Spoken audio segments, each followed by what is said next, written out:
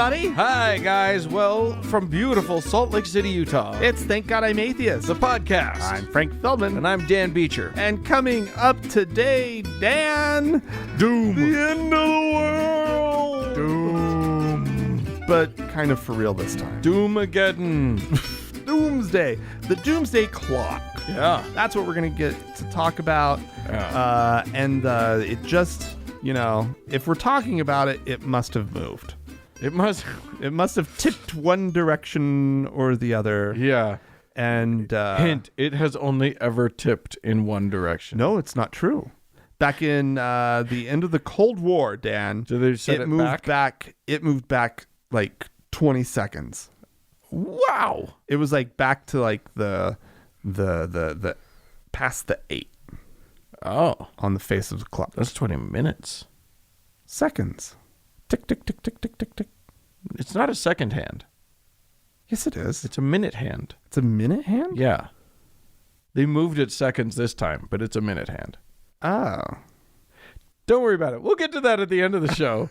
Are you sure? We're not the only people who have been confused by this. I don't think Jerry Brown, former California Governor Jerry Brown, was very confused. So they moved it minutes. Yeah, they used to move it minutes. I don't. They just can't move it any closer. The problem is they've got no more minutes to move it. That's the problem. So they have to move it seconds. Uh-huh. Well, that's just stupid. Of course it's stupid. You can't even tell that it's moved. The whole concept is stupid. Oh, my God. Why are we going to talk about it? Well, stick around, guys. You'll find out. We got things to say. All right. Well, Dan, I'm sure you're going to be very, very excited to hear I already am. that the LDS Church, the Mormon Church, the Church of Jesus Christ of Latter-day Saints, as they want to be known, That's right. they have issued a statement about the fact that they are going to be changing their temple clothing, their ceremonial clothing. This is important. Yeah. If you're a Mormon, it's important, and for the rest of us, It's just funny. it's one of those big what the fuck. Guys? Well, I mean, come on. here's what people need to know. Yeah, we we are need to not talking explain. about the magic underwear. No. Which No, is no. which is what they call the temple garment. So Yeah. one could be forgiven for being confused. And that's the stuff that Mormons walk around every day. It's under their clothes. Yeah, if they've been through the temple, Yeah. they're wearing these tremendously stupid underwear. It's also not the clothing that you change into when you first go into the temple. Now, when you walk into the temple and you show your card and Yes, right. You got to have your membership card. Yeah. And it's got to be up to date. you go into a locker room and you It's have like Costco, basically. yeah, and you have you can either rent your ceremonial clothing, Right. or actually you can rent all of it. You can also rent your temple clothing, but you get that, and you go. You maybe you brought your own in, so you have like a little suitcase or backpack that's got it all in there, and so you change into all white. That's right. You have like white pants and white little booty shoe thing. Gentlemen have a white suit usually. It's a Well, no. If you're well-to-do or like high up in the church leadership, then you would have a white suit. Otherwise, all it has to be is white pants and a white shirt. Yeah. You don't have to have like a suit coat. I'm not saying you have to.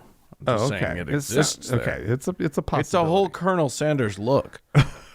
It's true. But it's literally white on white on white. It's like white. Everything's your white. socks white are white. Belt, shoes, white necktie, white cravat, white neck. Could one go with a white ascot? ascot. Oh, I don't know. cheerio, tally ho, gentlemen. Anyway, so there's that, and then that's what you just sort of walk around the temple in. Right. Right. Everybody's in all white. Yeah. The ladies in white dresses. White dress, blah blah blah. But in the ceremony, in the endowment ceremony, Right. there you have this little pouch of the ceremonial clothes, and you put them on at certain points. You were instructed put this on, put that on. There's like a little apron thing Right. I think they call it an apron. It's kind of like a toga that goes Right. on over your clothes. Right. Um, Over your shirt and tie, Over your shirt or and your tie. dress or whatever. that's the robe. I'm sorry. That's what they call that. The apron actually is like this little green. It's the only splash of color you It's get. bright green. And you have that.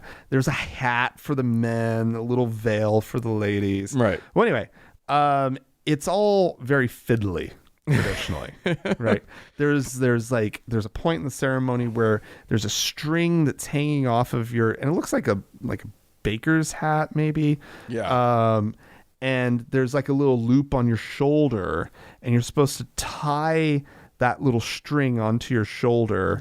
And it's just such oh my God, it's all just a mess. It's the right? weirdest looking thing. You can Google it, and there are images. Yeah, and it's not very becoming. Well, nonetheless, they have decided to change, to simplify and make more comfortable the clothing. How fancy.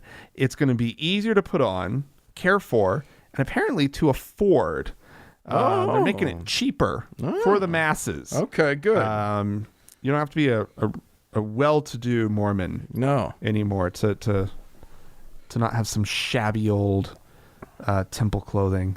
Let's see. They are so they're getting rid of the dangly string from the hat. Oh, The hat had. how will the hat be tethered to one's body? I'm not sure how that's going to work. Also, the men's hat. I mentioned that kind of looks like a baker's hat or something like that. Yeah, it looks like a very goofy chef's hat from some strange cartoon or there's something. like this plastic disc in it. Oh, really? That sort of gives it its shape and form. Uh-huh. Right? That's going away. Oh. The disc, I'm not sure. I think it's more of a beret now. A little jaunty beret. Oh, it sounds jaunty. And let's see, more durable fabric. I think I mentioned that. And so the sash will just be easier to care for. The apron will not change. Okay. Right. Highly symbolic, the apron. Very important. Everything is You symbolism. cannot mess with the apron. Yeah. And this came out, and as always, with all these, because the LDS Church, they've been working on the temple ceremony for a long time. Yeah. It's not something that's static. The brethren every so often make little changes, and because it's like behind closed doors, and it's all a big secret, and memories last only so long. Uh-huh. People, I think, just kind of end up forgetting what it used to be. Yeah. Right. And one would probably say, it's not important. It's because, again, it's all Right. symbolism. Yeah. Right. But the never ending, never changing and whatever God Yeah, exactly. has Yesterday, once again today, made and another forever. administrative change. Yeah. And tell you changed what. the clothing. This guy, the current president, has been shaking things up ever since he took over. Oh, I mean, I thought nothing could happen. The dude was like 93 when he took over. I thought, from now on, it's just, little changes and nothing important because they're all just waiting to die. But this guy, changed the flavor of the mints in the temple. right. Are there mints? No, I wish they were. I just kind of made that up. They should have. I kind of channeled Reagan and jelly beans. Yeah, exactly. There should be snacks. Well, there's a cafeteria. Oh. Did you know that? No, I didn't. You didn't know that there's a cafeteria In the temple? In the larger ones, the new mini express temples. Right. They just Um, you can get some coffee to go. they don't have like food services, and they don't have laundries in the see. small ones. But the big ones have laundries and cafeterias. And so, like between sessions, like if you're doing 2 sessions, you can just go slip into the cafeteria. Get some really bad like mashed potatoes and gravy and Yeah. Yeah, all right. really Speaking of the LDS Church, so in Utah, here in this state of Utah, they had our legislature was going to pass a ban on so-called gay conversion therapy Yes. for minors. Yeah. Last year, you're talking about. Yeah. Yeah. And it didn't work Right. because even though the LDS Church hadn't said anything, then they did. And as soon as they said anything, the bill was dead. All they had to do was just sort of sniff a little bit in its direction, and it was over and done with. Right. So we thought that that was kind of like, okay, well, I guess that's it. Right. I guess they can still torture children for their own anti-LGBT purposes. But something has happened. What's that? Our governor, Republican Gary Herbert, who is mostly just a piece of shit Yeah. for the most part. Yeah. He's actually done a thing, which was that he directed the licensing regulators of sort of therapy in the state of Utah Yeah. to not allow it. Yeah. So here's Crazy, right? so here's the deal. Conversion therapy is effectively banned in Utah by professional therapists. Right. That's a really good thing. That is a good thing. There are some caveats. This does not apply at all to religious leaders, Okay. which is a ding-dong move because they're the assholes who do it most. Right. So if a bishop or a priest still wants to torture a child, a little gay kid, into not being gay, they're welcome to try. Also, it doesn't apply. This is interesting. There's a family caveat, which is that if the child in question is the child or grandchild of a therapist, Okay. then that therapist is welcome to experiment on their own kin to their heart's content. But I thought like normal ethical guidelines would say you can't practice on your own family. Right? Wouldn't that be a thing? You would think so, but no, you can. I mean, you can torture them about their queerness. Apparently, that's fine. That's sick. So yeah, I mean, baby steps, but I mean, I will say, it feels like a step in the right direction happened from Gary fucking Herbert. Yeah, that's the shocking part. Yeah. Who will thankfully be gone soon. Yeah. To be replaced by Hopefully somebody okay. there's a couple okays. There's a couple of very couple strong okays. Yeah. front runners right now, and I'm just I know. I don't mind Cox yeah, and I don't mind Huntsman. I know. But Anyway, we'll keep you see what happens. up to date, because if we get another reasonable governor, the world may shift. I don't know. The axial tilt may go off. It feels weird when that happens in Utah. It doesn't feel safe. Yeah, I know. It's so odd. Yeah. All right, Dan. Yeah.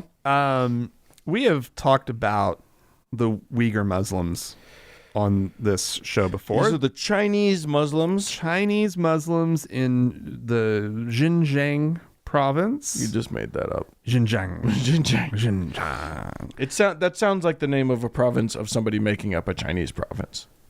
No, I could be far more offensive. Oh, than yeah. Xinjiang. Just telling. Just warning you. Sure. All right. Absolutely. But also Xinjiang is real. yeah. So the Chinese government has been actively as a matter of sort of government practice, officially harassing and rounding up and imprisoning Uyghur Muslims. And one of the pieces of news that came out last year that I hadn't heard until last year was that the Chinese government was also harvesting organs of like the Uyghur Muslims and the Falun Gong. Right. And then presumably making those available to whomever could afford them. Yeah. Right. It does But there was seem- essentially a market. And if nothing else, they were just using them for the Han Chinese Right. to get whatever organ they needed. Right. Well, there's also another group that allegedly has been buying organs Oh, no. from China. Oh, please don't say that it's the U.S. No, it's the Saudis Oh, because of they're course it looking is. for halal organs. Oh, Oh my God. Oh, Jesus Christ. Okay. Wow. Can you just let this sink in? There in this article, Oh my God. there was an oncology surgeon who can report this practice going back to as early as 1995, when he first practiced an organ extraction on a prisoner who had been shot, and from his understanding, intentionally shot so that the organs could be harvested. Yeah, that sounds super likely in a Chinese prison. Harvesting organs? No, I'm saying. Oh yeah. Oh, you're saying that the I thought you were saying that the prisoner was intentionally had chosen to be shot. No. Yeah, totally. Yeah. Of course, the Chinese government. He said that the heart was still beating as he was being essentially forced to perform the procedure. Yeah. He says that the majority of the customers seeking organs harvested by the Chinese Communist Party were Arabs, primarily from Saudi Arabia, and he says that it was specifically for to get organs from bodies of Muslims rather than those who followed other religions. Wow. And they're using the word halal to talk about this. Wow. That it's okay that the person, was murdered Well, yeah. for those organs. They don't care about that. Slaughtered for those organs. Right. Essentially. But halal slaughter. But they're halal. I mean, they should actually kill them in the halal fashion, the way that they kill officially. Yeah. Yeah. Yeah. Oh my so God. that is this. That's horrifying. Yeah. Because there's a market. So now we know that there's like a good, and we know that like, we sort of knew that there was the market, but wealthy Saudis buying black market organs from fellow Muslims. That's the kicker. Sick, Yeah. disgusting part. I think all the I think the It's all Uyghurs disgusting. The whole part, all the parts of this are disgusting. I think the Uyghurs should just go out and eat a lot of pork just to spite the people who are getting their organs. Yeah, they're kind of in a catch-22, aren't they? Are they allowed to eat the Uyghur organs as well? Is because if it's halal, then they can eat it. Then they could eat it too if they wanted. All right, I don't know. I'm gonna stop. I'm gonna move on quickly because that's horrifying. That is awful. In France, here's an interesting thing. I'm not sure how to feel about this. French bishops, the French Bishops' Permanent Council has approved some new recommendations, which I find fascinating. They are removing the genderized words "mother" and "father" from the language of baptisms. Oh, Catholics? Yes. Okay. To sort of bring these practices, the baptismal practices, into line with the new gender equality laws in France, which are which sort of allow for obviously gay parents to raise their children and whatever, right, or to raise whatever children. So it's no longer parent or mother father. It's just parent. Correct. Okay. They have not changed their position on the evilness of gayness. They have just okay. So the justification is largely about, well, this is about the child. The child is the person who's receiving this sacrament. Okay. So let's not create a hubbub about the people surrounding the child. Let's just give the child this blessing. Let's save some babies. Yeah, exactly. I just find it fascinating. Obviously that there are gay couples who are wanting this. Tradition, sure. runs deep. It's a very Catholic country, and it's a culturally Catholic country. It still seems a little weird. I don't know. I mean, if I had a baby, I'd have it baptized. Why not? Have it baptized into all the religions. Why not? I get all the bases covered. Yeah. Right? Like, you know. You don't want to miss one. I'm not going to make, I'm not going to decide for the baby. Right. So here you go, baby. Yeah, exactly. Get it all in. Yeah. There is some objection to this, but largely it's now going to refer to parents or other holders of parental authority or something. You know what I mean? So, yeah. Boom. Wow. It's kind of crazy. The justification says they had said that according to canon law, ministers cannot refuse sacraments to persons who opportunely ask for them, while children cannot be held responsible for the situation of their parents.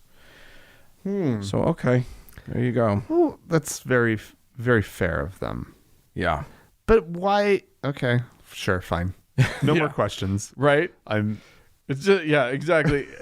I'm trying to make sense of it. It doesn't make sense. No, it doesn't make sense other than everybody sees the writing on the wall, which is that society accepts gay people now. Gay people are real. It's a thing that happens. Yeah. It's not anybody's choice. So everybody's trying to grapple with these facts in their own way. And it's tricky when you've been pretending like God has told you to discriminate against somebody for. Yeah, you gotta walk it back. It's probably gonna be a slow walk, and you're gonna have to like do some shimmy steps to the left and to the right.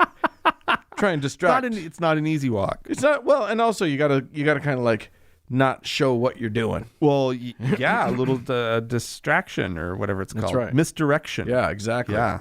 Oh, I'm just dancing. I'm not walking back. We're dancing with this with this idea. Yeah. Come on, baby. Come on, baby. Let's dance. All right, Dan. Yeah. I got another Mormon story. Oh, more or less. More or less. Mormon or less. Mormon less. This one having to do with BYU and something that I bet a lot of our listeners don't know. Probably most of our listeners have no clue that BYU is essentially church-owned Brigham Young University in Provo, Utah, is essentially the epicenter of amateur ballroom dancing in this country. It's so true. It's the big one. Yeah. The BYU competition. Yeah. So is the Super Bowl of ballroom dancing. BYU, on behalf of the National Dance Council of America, hosts every year, basically since the 90s, the U.S. National Amateur Dance Sport Championships. Dance sport. I think there should be a ball involved if it's dance sport.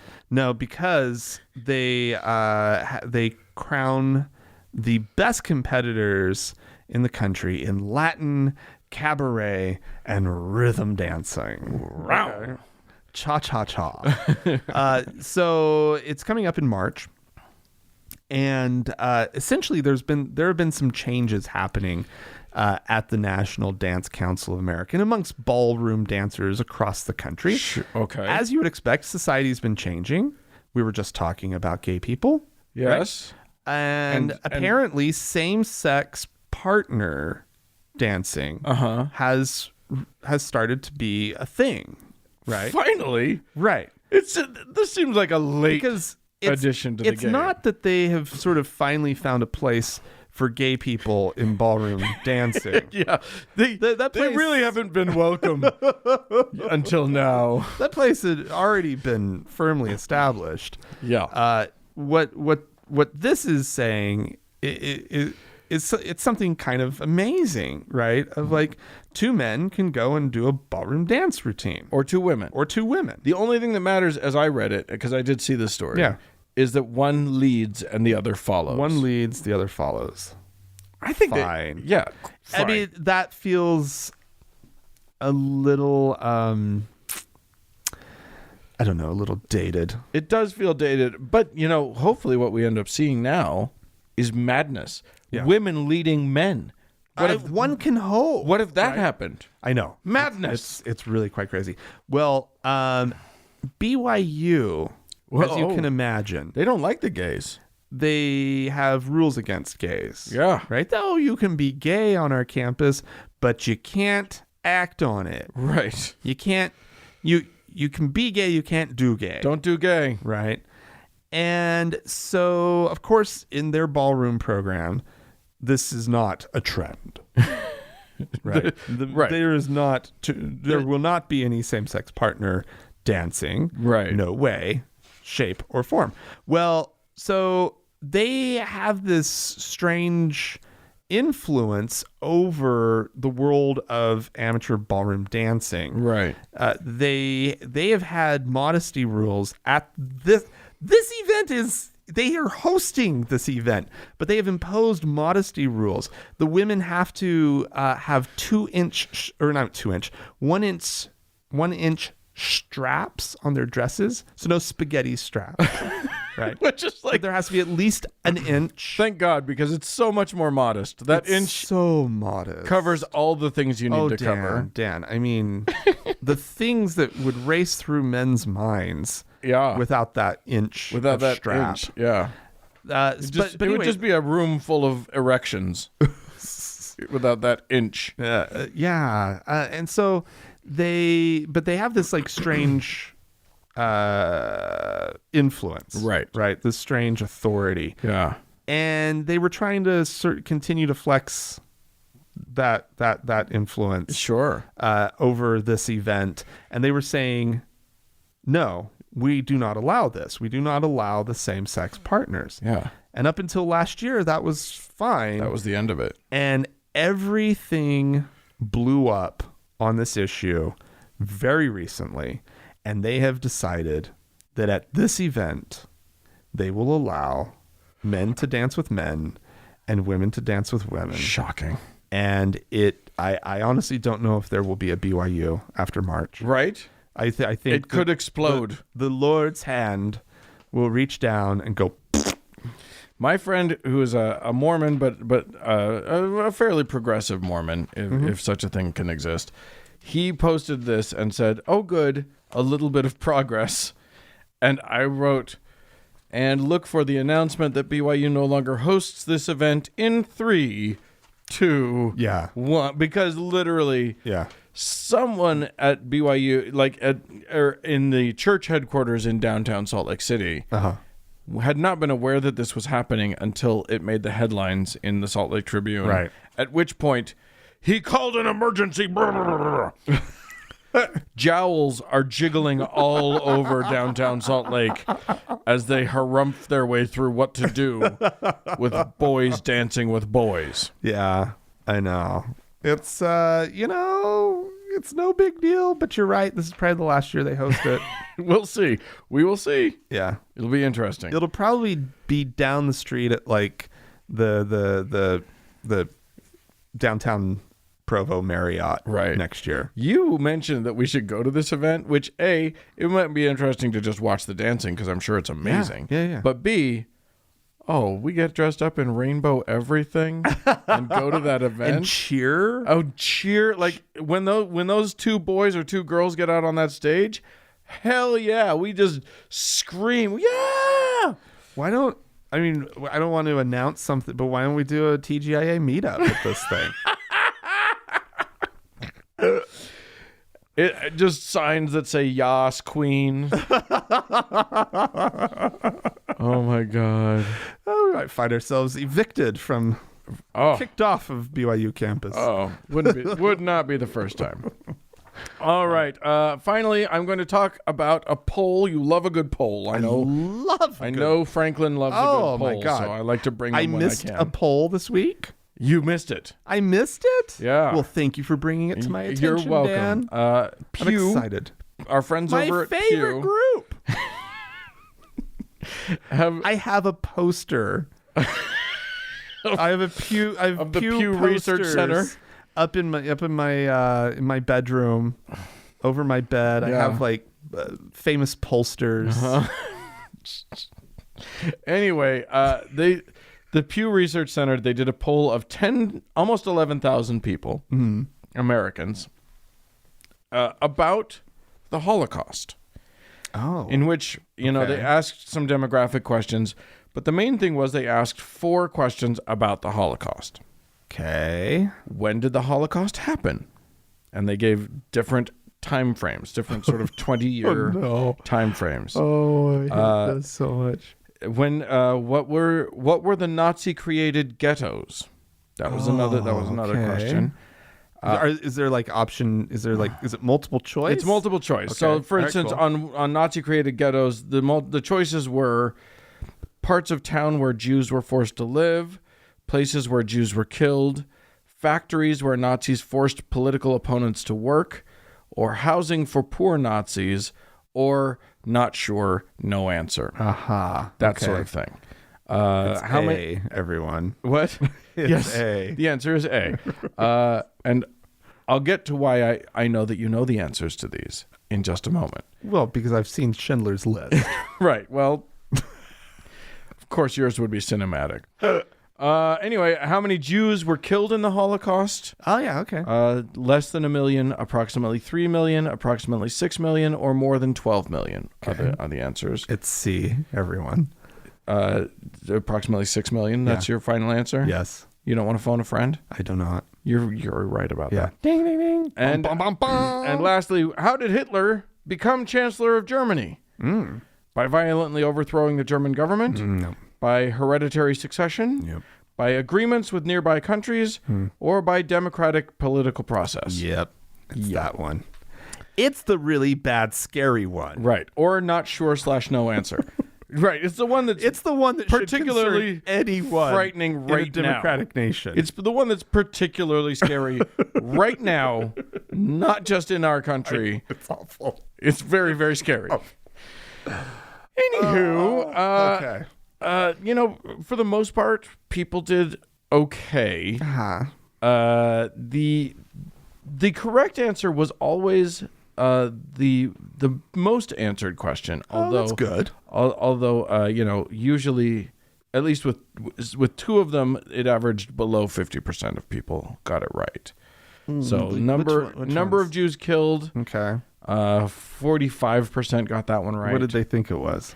The next highest answer was not sure / no answer. All right. And then 3 million and more than 12 million were tied at 12%. Wow. Okay. How did Hitler become Chancellor of Germany?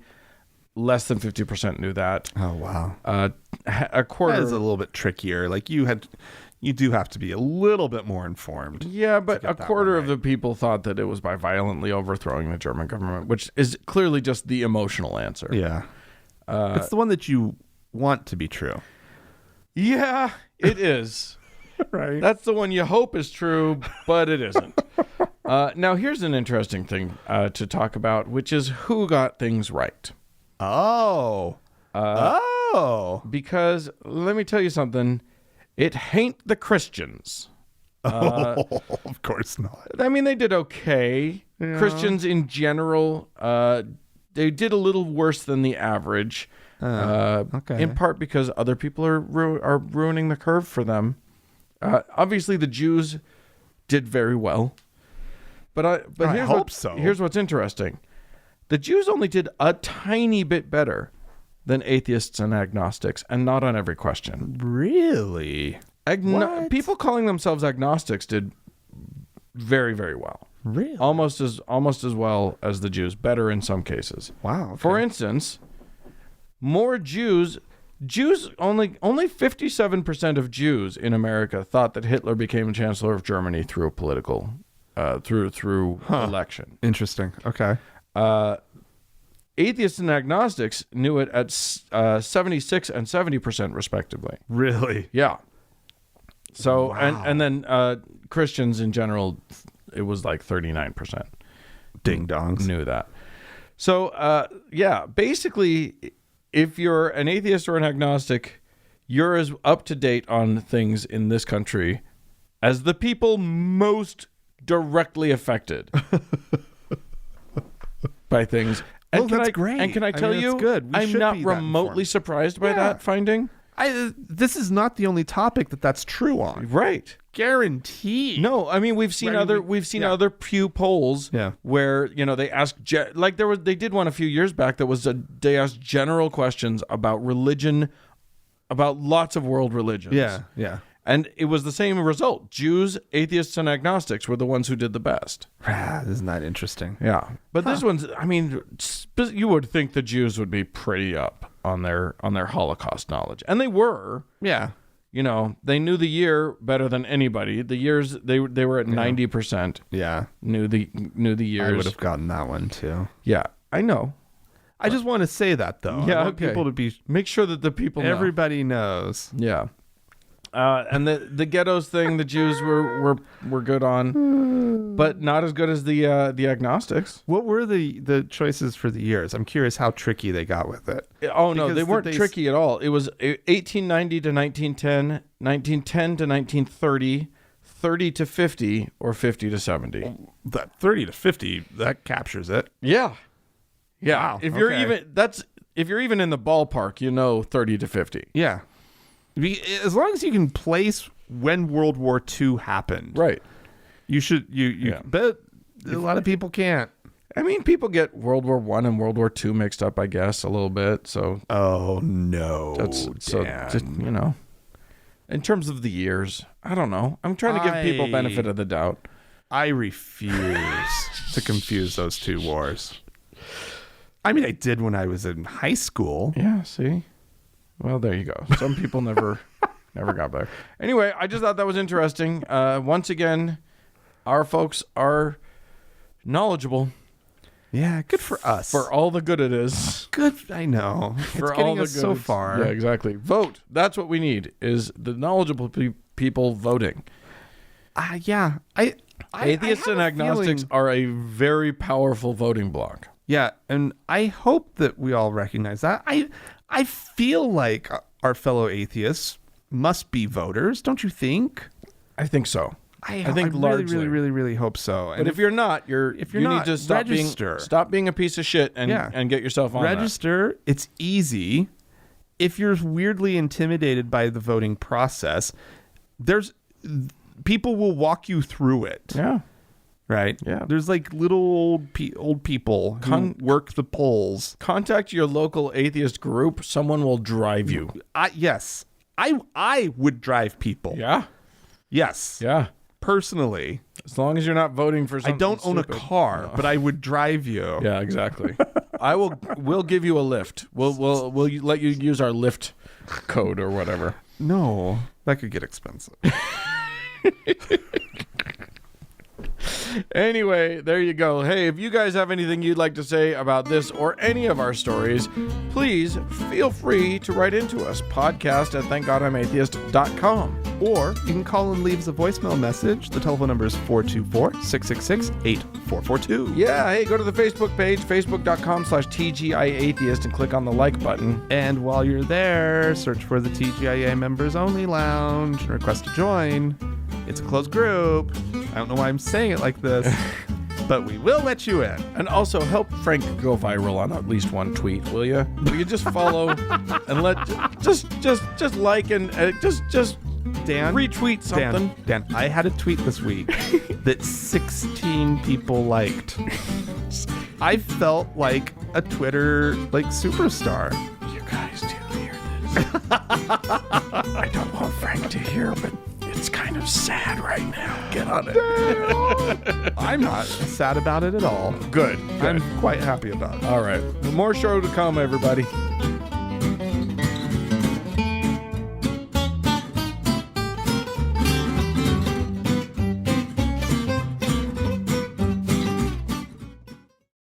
Hey, Dan. Hey. Did you know that you might have caught something, Dan? Oh dear. You might actually be infected. I'm coming down with a... And I'm not talking about that coronavirus in China that has everybody going crazy right now. No, don't worry about that. Dan. There were only 300 cases. They were all contained. And they weren't contained. One of them got here. It's fine. No, and another one got to Paris. And it's fine. We're too connected. Anyway, what you're infected with, Dan, yeah, is a demonic spirit. Really? you, Dan. Living inside of me? Yeah. Do you want to know how and why? I probably don't, but we're going to play it anyway. Here's a clip from somebody called Carl Gallups. He's a right-wing nut job. Pastor. He's a pastor. Nut job. Yeah. All right. Here's what he has to say. Donald Trump had walked through a field of candidates of 17 different candidates. Some of them, as it turns out now we know, were deep state operatives. Others of them were Washington elitist establishment. There were 2 or 3 that I think were fairly sincere as Donald Trump was about the things they love about America, constitutional republic, rule of law, but they tended to be a little more on the politically correct side, and Donald Trump just stepped up like a wrecking ball. Well, of course, the leftist, the socialists, the God haters, most of them are, the America haters, the Constitution haters, they are, whether they call themselves this or not, they're largely globalist. They have this demonic spirit in them, whether they know it or not, whether they're trying to feed it or foster it or not, they do. And the Bible tells us these things would happen. But they have this spirit in them of hating all things biblical, all things godly, all things Jesus Christ, hating all things that are pure truth, hating all things that have any righteousness attached to them at all. Instead, they've plunged themselves into socialism, communism, the misuse of technology, into all kinds of evil and darkness and sexual perversion and the confusion of marriage and gender and home and family and all of these things, the confusion of national borders and national sovereignty. And so what happens is then the world collapses in on itself in this amalgamation that Satan is going to use in the last days. It's an amalgamation, Frank. An amalgamation of... wow, like... It's a hell of a mishmash that he threw in there. Yeah, like... I don't think this guy likes life. I just feel like he just, there's absolutely literally nothing except for his boring, like white bread. Listen, boringness. Some people are experiencing joy and he is pissed about it. Yeah.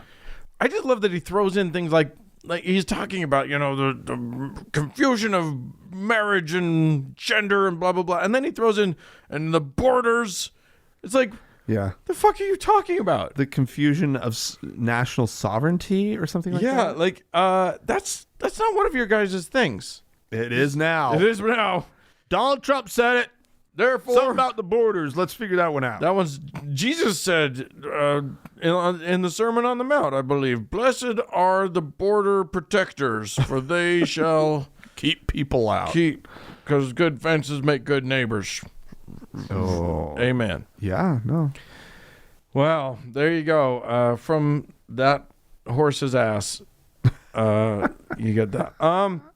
We had some folks write into us this week. Thank you, all of y'all. Amber wrote in, "Hey guys, I was listening to this week's episode when you talked about Trump and putting the big guy and praying back in our schools. My trash bag state legislature in Indiana proposed an, quote, 'In God We Trust' sign be put in every classroom statewide. Yeah. Meanwhile, 2 months ago, our teachers marched on our state capitol because our teachers are some of the most underpaid in the country. Yep. And we have some of the biggest pay disparities between a rich school district 10 miles away compared to the district in which I live. Oh God. In 2019, the rich counties teachers got $2,000 bonuses on average, and my district's teachers got an average bonus of $38.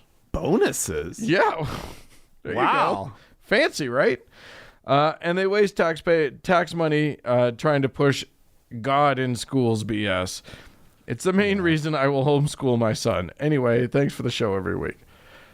Well, boy, if you can homeschool, God bless, I guess. Yeah, I mean, depending on what your local schools are like, it does seem like something that more and more kind of makes sense for might be a decent atheist option. Parents. Like, I'm just... I mean, that case that we talked about last week that's going before the Supreme Court. Yeah. That that story got a lot more traction this week, I noticed. Yep. And Probably from us. Probably because of us. Oh, people listen. Yeah. And then they follow. And they're like, wait, what? But more likely they were probably just confused and had to look it up. Yeah, exactly. But yeah, like if that law actually does get, if all those state constitutional amendments, or laws rather, get overturned, then states can use money, government to, money for religious schools. Great. Look for that coming soon everything's getting blurred to a state near you that we thought was separated. Samuel wrote into us. What's up, good people? Just a couple of notes from your last episode with the Muslim chaplain. Now, this was, you'll recall, I talked about a woman, Muslim, a Muslim woman who was appointed to be a chaplain. And we were dubious. Yeah. About that. Because Muslims traditionally not too fond of the ladies. Right. Telling them what to do. Right. Or leading the prayers or whatever. One only needs, this is Samuel talking, one only needs to qualify for a commission in the military. Your religion does not matter. Chaplain duties include doing service for their specific sects. However, their main job is to talk to service members as a therapist / counselor / big brother or sister kind of figure. Yeah, we all watched MASH. It's Father Mulcahy, right? Was he? Yeah. Did anyone take him seriously as a religious figure? They didn't care. Not at all. In fact, they made fun of them. Yeah. Anyway, oh, wow, how old are we? Another common duty they seem to have is getting duped by junior soldiers who live in the barracks into believing that their religious dietary restrictions preclude them from eating in the dining facility, and therefore they deserve extra pay to procure their own meals rather than what the service provides. Chaplains don't carry weapons and are kind of just awkwardly around.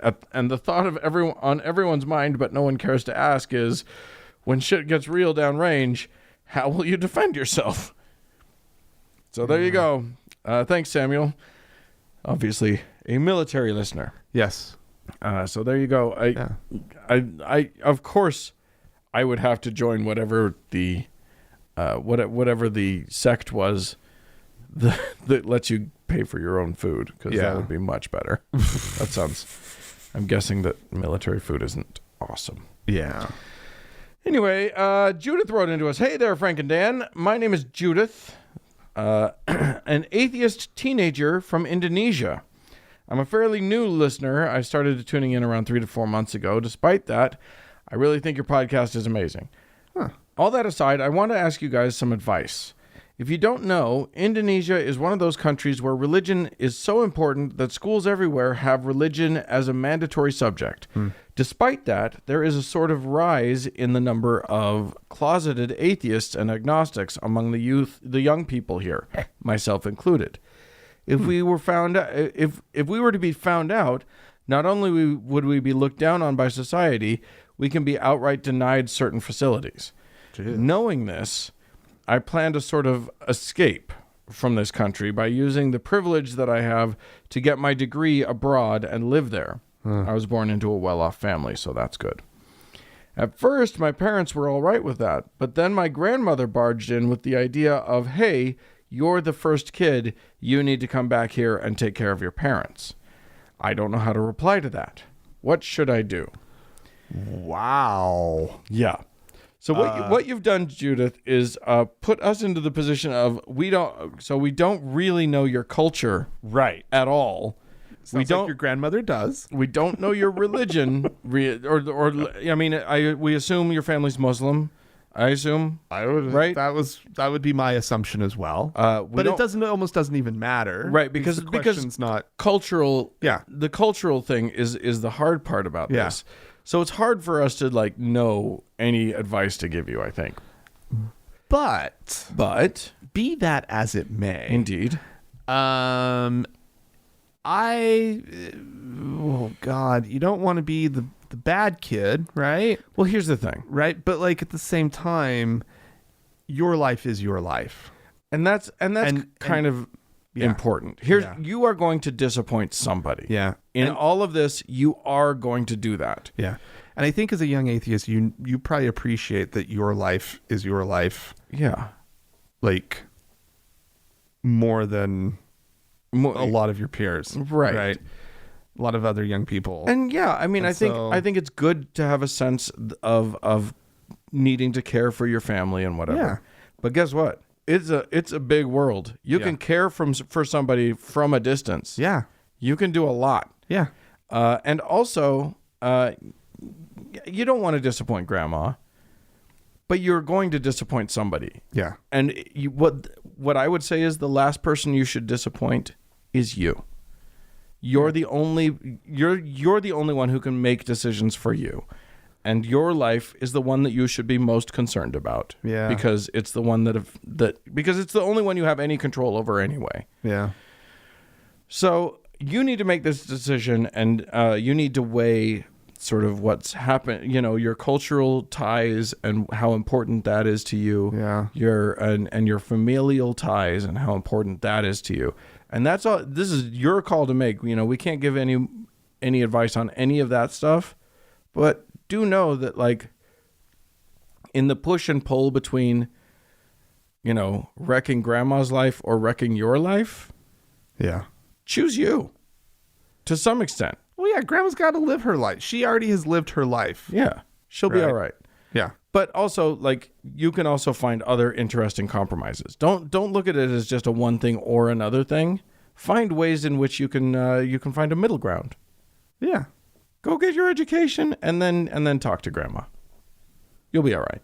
One step at a time is what you're saying. That's part of it. Absolutely. Yeah. And also, like, you can hold grandma's hand as you, like, sort of walk through steps. And here's the other thing. Who knows? You never know. This world is so crazy, kooky, loony. Yeah. If there are as many young atheists as you're saying, things could change too. Yeah, things will change. I don't know but so they much change about- slowly, and Yeah. look out for yourself. Yeah. But, do what you got to do. I would say go see the world, because there's a lot of Absolutely. great world to see. Yeah. And if you're lucky enough to be able to go and get your education somewhere else and live in another place, fuck, man, go do it. Yeah. Anyway, there you go. That was probably bad advice, but so No, come on. take it all with a grain of salt. Live your own life. Live your That is own not life. bad advice. I don't think. No. All right. Well, I have a voicemail I'd like to play. Lovely. I hope you will. Please play it. Let's see. This is it's a response to some of the things that we've brought up on the show. So let's just take a listen. Yeah. Hey, Frank and Dan. My name's Dan from Illinois. Love the show. I've been a listener for probably about a year now. With the holidays, I had a couple shows that I didn't listen to, and I'm kind of catching up. And with all the kind of anti-Semitic talk and war on Christmas stuff that I'm listening to right now, I figured I'd share a quick story with you. My wife makes me go to church every year on Christmas. That's the only time I ever do.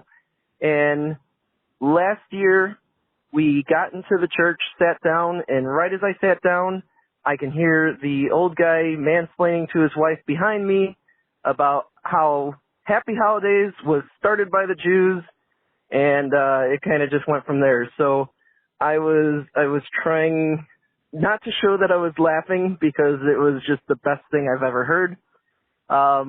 There's the part in church where you get up and say hello to your neighbors. So, I say Merry Christmas to the person in front of me and Merry Christmas to the person on the side of me. And I turned around and said, Happy Holidays to the two in back. It was the best experience I ever had in church. I just wanted to let you guys know. Love the show again. Thanks so much. Bye. Oh, that is delightful. Well done. What a opportunity presented and taken hold of. Yeah. Brilliant. There's nothing better than when somebody gets super pissed about you doing something nice. Yeah. That's the best thing. You could just take so much pleasure in their just die mad about it, Grandpa. Yeah. Oh. Little glimpse into Dan's life. Into my life, or that Dan? His name was Dan too. Oh yeah, but no, I mean you. Yeah. Being nice but mean. Yeah. being nice to get a rise. Yeah, sure. Why not? If it's gonna, if that's where they're gonna take it, I'll let them. I'll lead them down that primrose path. That's hysterical. Thanks for sharing, Dan. Yeah. Hey, there are ways for people to show their appreciation for us. Some of them write in to email us. Some of them call into us. Yeah. And some of them, they go to the thankgodimatheist.com. Yeah. They click on the support button. Yeah. Takes them to Patreon. And then they decide at their leisure how much money they can afford to part with to show some appreciation for the weekly show that we put out now. How many times? 300 and this 800, will be episode 4,000? 424 or 5. Holy shit, dude. Yeah. 425 episodes. You guys, this is the longest I've ever held a job. That's true. This job is, but I don't really, the only people that pay me to do this job are you. Yeah. So if you appreciate it, and if you want to show that appreciation, please feel free to go to thankgodimatheist.com, click the like button. We got somebody to thank. We do. We have our top donor, our Lord and Savior, Davis. Thanks, Davis, and thanks to everybody who supports us. We sure do appreciate you. Thanks.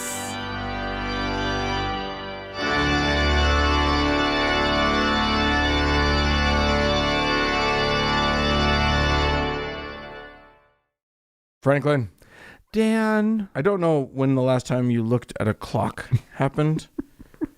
I tend to use my phone for the telling of time. Yeah, the phone a lot, computer screens a lot, sadly. But apparently, the alarmists over at the Science and Security Board of the Bulletin of Atomic Scientists. Oh, that sounds... They like to look to the antiquated technologies for their metaphors. Oh, okay. And they have a clock, which started in 1953. Yeah, I was going to say that when this started, there weren't that many options as far as like high-tech metaphors. Right.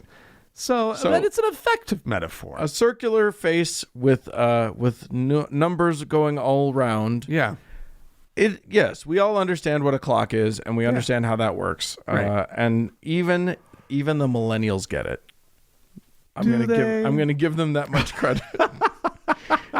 Gen Y maybe not. I don't know why. Sorry, millennials. I love you. Yeah, exactly. Anyway, in 1953, they started this whole Doomsday Clock thing, and it was meant to say how close we were to annihilation by atomic bomb. Yeah, nuclear weapon. Yeah, exactly. It inched forward, increment after increment, got all the way to like 2 minutes to midnight, and the idea is once it hits midnight, we're all doomed. Well, they literally call it the Doomsday Clock. I mean, let's say like the missiles started flying. Would somebody actually like run to the clock and advance it to midnight? Get to the clock! How will people know? Just somebody tweet out the clock. We've been waiting 74 years. Meanwhile, back in the day, they got all the way to 2 minutes to midnight. Jesus. Then the Soviet Union collapsed. The Cold War ended in 91, and they set it back to an unprecedented only 17 whole minutes. Whoa. To midnight. Jesus. We were so far from midnight. It was a full quarter of an hour. Yeah. We were great. We were golden. Everything was coming up roses for humanity. Right. And then it got worse again. And it's been ticking forward ever since. Because the wheels are coming off, Dan. Well, even before that, I mean, there were, even before now, there were problems. 87, the Intermediate Range Nuclear Forces Agreement, that's now collapsing. Anyway, there's a lot of things that are going wrong in in nuclear weaponry. I know. We got Iran backing out of the treaty, the non-proliferation treaty. We got North Korea. North Korea. Oh my God! Looking to get those nukes out. Putin is a crazy person sitting on a mountain of nukes. Just a mountain of them. Yeah, but his whole game is self-preservation. Sure. Right? Like They're there though. there are loonies who I don't know that's their game, but sure, that's his game. Yeah. But He's not going to do anything. if Kim Jong-il right. Keep the Kim Jongs straight. I do need to do that. If he were to decide to go after Russia, for instance, there probably wouldn't be a North Korea anymore. Yeah. Anyway, Yeah. here's the point. The point is, they've now run out of minutes to advance it forward, and they're on to seconds. Well, I mean, it was at 2 minutes. Now they've advanced it forward even further to 100 seconds. The count. It started the countdown of the seconds. Yeah, exactly. Okay. I referred to it earlier in the thing. Literally, Jerry Brown, the former governor of California, was at this event, and he was like, "So, the task." He literally, this is a quote: "The task is to wake up, America, wake up the world. It is 100 minutes before doomsday." And somebody had to lean over and say, "Seconds." He was like, "Seconds? Well, it just shows you. Yet we don't even know what the hell we're talking about." Jesus Christ, that you don't. Yeah. Well, and I don't. Yeah. Because I had my flub. Yeah. So, anywho, so that's the thing. I don't know how close we are to nukes being launched. I watched the movie War Games back in the 80s. It all seemed very scary. It was scary. Well, Dan, And there are not... we grew up in a time where everything was Cold War. Yeah. Everything was nuclear Right. obliteration. Right. And there aren't fewer nukes now. Yeah. I don't think there are fewer. I think there are more. I don't know. Anyway, it's I'm all not very privy it's all to still such information. It's all still very scary. Here's the thing, though. Scientists are relatively new to the Armageddon game. right. I think they would have come up with a better metaphor if they had had the experience under their belt that the religious people have had, because this is a game that goes way back, Yeah. including, but not limited to, the Bible, in which the New Testament very, very clearly predicts the end of the world, predicts, the return of Jesus and the whole Armageddon that happens thereafter. Of course, they said it would happen within that generation. Yeah. Didn't quite work out that way. No, their doomsday clock has been inaccurate. It's gone back and forth a little bit. It's a little bit like the real doomsday clock. Right now, it's just a clock with the hands sort of dangling straight down. If you touch them, they just wobble back and forth. They're not connected to anything anymore. Anyway, it chimes every now and then randomly. Just nobody knows what the chime means. Anyway, It is kind of funny now. Here's what I think is funny. Every time something like this happens, the Doomsday Clock thing, or if a pastor happens to believe in global warming or whatever, which so many of them deny, or if, for instance, the entire continent of Australia is on fire or whatever, right? What seems to happen is then when science says, "Look, this is really dangerous, and we need to be careful about this, and we need to fix this," then all the pastors go, "See, we told you. Armageddon, it's coming. We told you." Yeah. I mean, like... And then when it doesn't pan out, they're like, "Well, the next one, we're for sure." Well, they always have that. They always lean when they're wrong, they're never wrong. No. Right. Or they were, and how delightful when they are wrong. Like when they actually put a date on it. God bless Harold Camping for his thing. Right.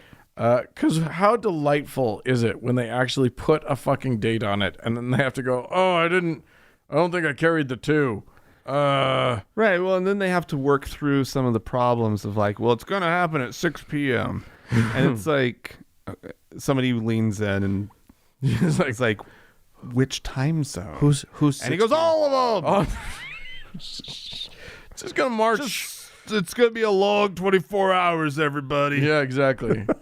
It hits each time zone individually. That's how the Lord works. You don't know how Armageddon's work. The Lord works in wedges of earth. It's a long, tedious process. Gonna take this wedge, and then he takes the next wedge in 1 hour, in exactly 1 hour, and then he just moves on like that. Yeah. Lord Jesus, help us. It is the whole concept of Armageddon, of the End of the world. the end of the world, the end of humanity. Yeah, we have a fascination with it, clearly, and I don't know if it's instilled in us, like if that fascination is a product of our Christian culture, which taught us about an end of the world, or if it's within humanity, right? If that's like, because the better the dystopic story, or the better the post Armageddon story, or whatever it is, the post zombie apocalypse story, right? Yeah. Like, boy, these things bring in the audience. Well, I'll right? tell People you, love these stories. they definitely do, and that is evidenced by the fact that this goes way before Christianity. Yeah. This goes back like all of the big religions have an end times story. They don't necessarily predict what's going to happen, but they all believe in an end. Well, and do we always just want to believe that, once we're gone, like, why would anybody want to keep on living? Right? Like, Once I'm gone, what's the we're point of clearly humanity? the best generation that's ever lived. Right. Once we're gone, nobody will even be able to carry on without us. Right. Until we have kids, and then it's like, oh, well, I need these guys to stick around. But after them, I don't care. They're the ones who will see the end. Yes. Yeah. And that pervaded so much. Like, Mormons They love that one. love to talk about in part because a lot of Mormons, like, Mormons get to have their own personal revelations from Jeebus. Yeah. So when Mormons, so a lot of Mormons have had some sort of personal revelation that it will happen in their lifetime. I just know. People, I don't know if they still do, but the patriarchal blessings. Oh, right. Would talk about, seeing Jesus. The Mormon tarot card reading that everyone goes to one time. Yeah. Anyway. Yeah. It's pretty amazing. It's just the whole concept. Yeah, but why are you waiting for the world to end? It's probably a little unfair of us to link in all the religious stuff with this Doomsday Clock, because this is real. Yes. Right. Like, Doomsday Clock is actually talking about real threats to humanity. Yeah. Legitimate. Folks have already died from this thing. We could, right, legitimately destroy all life on planet. That's true. Right? Like Except those cockroaches, they'll be around forever. But we could do a pretty good job of it. Yeah. Right. And we're doing a great job with the whole global warming thing. Yeah. Right. And by great job, I mean we're doing an absolutely terrible job of we're taking care of this planet. Yeah, exactly. We are causing possibly irreparable harm. Right. And so, like, when you start looking at the math of, like, what we're doing to ourselves and how this could possibly all add up to maybe not the complete end of humanity, but a completely drastic shift of, like, and so the cause of so much suffering. Yeah. Right. And this is something that we can't ignore. It's a silly thing. Yeah. Right. The metaphor is clunky and it's falling apart the longer they use it. Right. Well, right? and it's because like, what are they going to do? Move to fractions of a second? Right. After they run out of these 100 that they just carved out for themselves? Right. And they better use them very carefully. And we, looking at this clock, are expected to feel a difference between 2 minutes to midnight and 1 minute 30 seconds to midnight or whatever. Like, no, that doesn't. We're at a minute 40. You're not hitting me in the guts with that little shift. Right. However, I do. Here's an interesting point about real possibilities of Armageddon and the religious concept. Right. Which is that the religious people are actually, interestingly, trained not to fucking care. Because it's a good thing. They're on the right side of it. So it's a good thing that this is going to happen. Hooray. Yeah. Jesus will come now. This is we'll all positive. be proven right once and for all. Right. And So- we can nanny boo boo Right. to everybody. Oh, you made fun of us? I mean, this is what it's really about. Well, now we're all dead. I hope you're happy. Yeah, now you're dead and we're living with Jesus. Right. Exactly. He came and saved us all. Ha ha ha ha ha. So literally, they have no reason to want to fix it. No. So many religious people hate. Like I've literally encountered Christians who hate environmentalists, in part because they think that if we just let the environment go, it will hasten the bringing back of Jesus Christ. Fuckers. It's just ridiculous. But yeah, that's the thing, is that the religion isn't just this harmless goofball belief, but it actually primes them not to care about the actual present and very, very proven dangers that are that we face right now on this earth. Yeah. So there you go. Your crazy uncle doesn't care that we're going to be annihilated. I hope you're happy, Uncle Jim. I don't have a crazy uncle. It's a metaphor. It's kind of like a doomsday clock.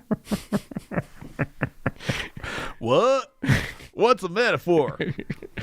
Anyway, I'm guessing that some of our listeners have experience with people who are trained not to care about the annihilation of humanity, and I would like to hear from them. Would you like to hear from them, Frank? I would love to hear from them. All right. Well, they can write into us, podcast@thankgodimatheist.com. Or they can call and leave us a voicemail message. The telephone number is 424-666-8442. Yeah. Hey, everybody, go to the Facebook page, facebook.com/TGIAtheist. Smash that like button. We want you there. And immediately after doing that, click over into that little search bar area and type in TGIA Members Only Lounge and hit enter or something. Yeah. And guess what's going to come up? Us, a closed group, moderated, right, by volunteers, and it's a fantastic community. It's a place to be nice to each other and commune, and it's wonderful. Absolutely. Speaking of, thanks so much to Mackenzie for all of her work on the Facebook page. Thanks to Danny and Amy for moderating the Members Only Lounge. And a big thanks goes out to the Red Rock Hot Club and to Gordon Johnston for the use of their music. And thanks to all of you for tuning in. Bye-bye.